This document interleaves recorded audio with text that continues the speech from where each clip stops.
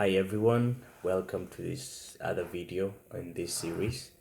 And if you're here for the first time, in this video I'm gonna talk about how to ace an interview, any interview really. But if you're coming from my previous videos about scholarships in Hungary, then this video will apply to how to ace your Stipendium Hungaricum interview.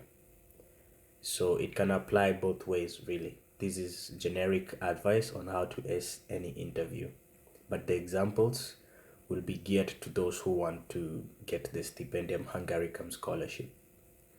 So let's get into it. For any interview that you want to take, you first need to do your homework. So let's say you're applying for a scholarship.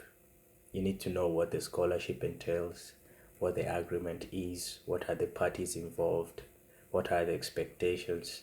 So you need to download the Stipendium Hungaricum paper or concept paper, a legal equivalent of that, and just go through it and see the regulations and the provisions of the bilateral agreement that they have with Kenya. If you're applying to a company, then you need to Google them, check when they started, their CEOs, what they are doing, what they plan to do, and stuff like that. So you do the same thing if you are applying for a job. In this case, you're applying for a scholarship, and you have to prove you know why you want it, and you understand why the people who are going to offer you the scholarship are doing it, and what they plan or expect from you. So you need to know this. That's why you need to know to do your homework. Some of the homework that you do if in the case of a scholarship is get to know about Hungary. This is an education related matter. So you have to understand the education system of Hungary, the literacy levels in Hungary. What else would you need to know? How many universities? What's the academic requirements or documents needed to get into these universities? You might as well get to know about the various cities, the culture of Hungary, and also how that connects to Kenya. So you need to know everything from your home country too, like the same way you know about your academic credentials that you have and you're presenting to your prospective employer. You need to know what your grades are, what your strengths are, what your weaknesses are, and how they relate to the job that you're seeking. So you really need to know the same things that you'll research in Hungary. You really need to get to know them from Kenya, because most people really focus on the employer or Hungary, the scholarship giver, and forget many things about Kenya or your home country. So you really need to know both. And one of the questions that I was asked during my interview at the Stipendium Hungaricum interview in Kenya was, who's the current Chief Justice in Kenya? At that point, I was lucky because people who had gone before me had prompted us to know such things, but I didn't know. Or who's the newly appointed ambassador of Hungary to Kenya? So such things, you really need to be very aware of what's going on in your country and be updated on trends in your country or trends in the specific industry or workplace that you need to apply to. So I'm trying to show you how this relates to any other interview that you might take. And so once you've done your background, I'll try to give you pointers if you are doing this. So if you're watching this video just for the scholarship interview, so get to know maybe top government officials in the country. Get to know the officials of Hungary in Kenya, and any information in relation of Hungary to Kenya or the other way around. If Kenya has an embassy in Hungary, such stuff. And for Hungary, just get to know the population, get to know where the country is, what the capital city is, get to know the literacy levels, when the country was established, majority of the population, religion or culture. Just get some good sound bites of the Hungarian nation, which will give you an edge as you'll show the people who are interviewing you that you actually took time to understand what you're getting yourself into, or the country that you want to go to. It will show them that you have some information about it. And you realize that if you state these things before even being asked, people actually see that you care, and that's a plus for your interview.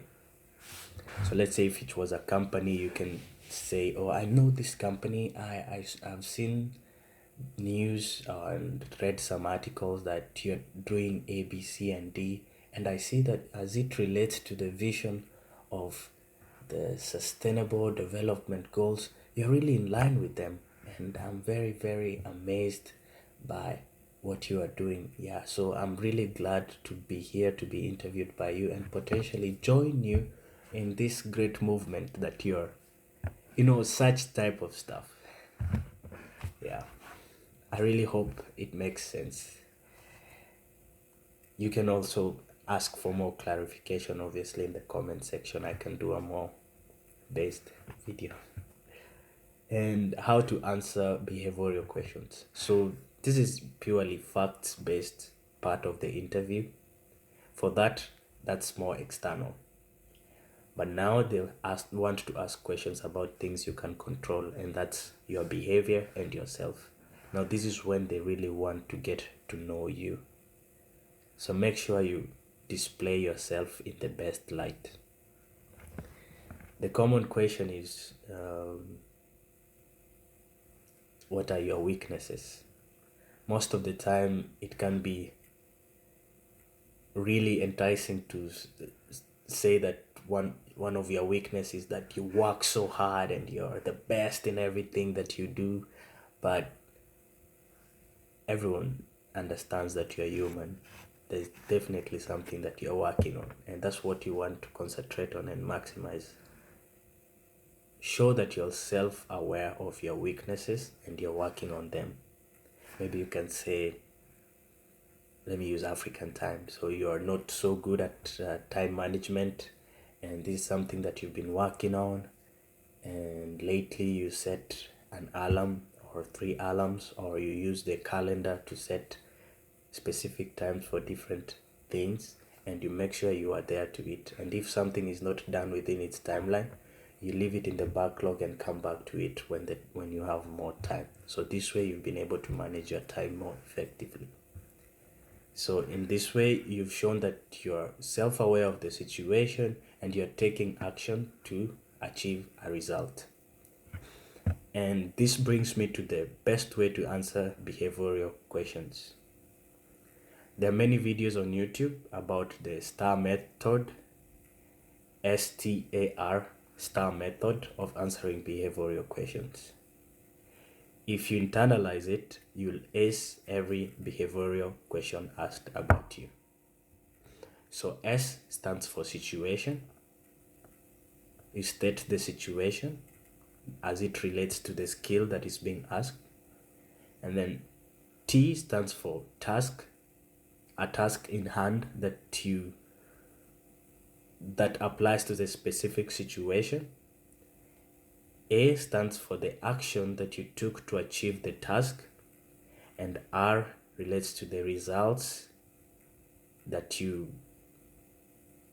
received from taking the action, to the actions as per the task at hand.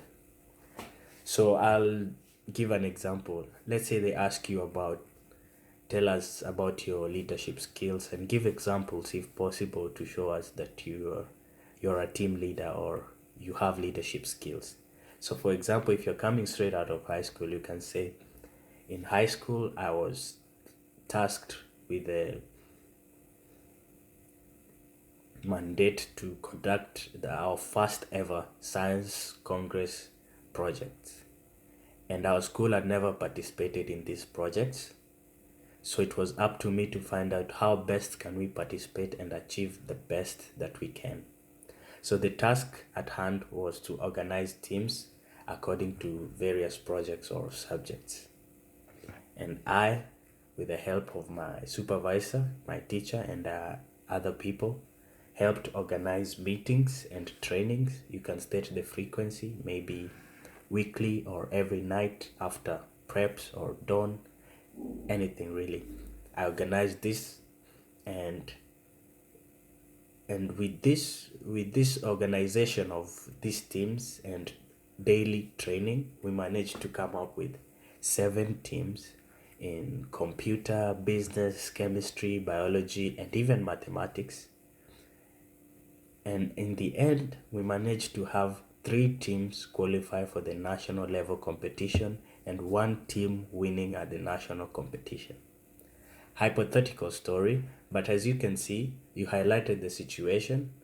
You had no science congress project or involvement in your school, and the task at hand was to make that happen. So you had to organize teams according to different subjects, and the action that you took was organize meetings, daily meetings and trainings for the people interested, and organize them into teams.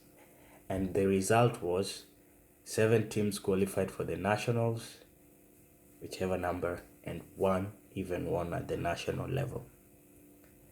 STAR method: situation, task, action, result. So that's for leadership. You can use this to apply to